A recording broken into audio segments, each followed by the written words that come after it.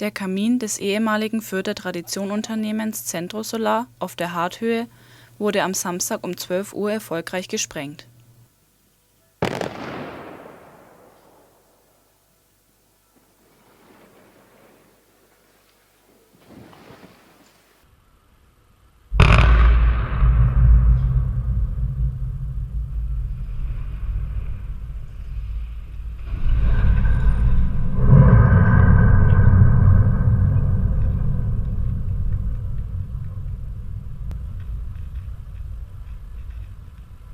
Hier sollen nun Büros, Lager und ein neues Parkhaus entstehen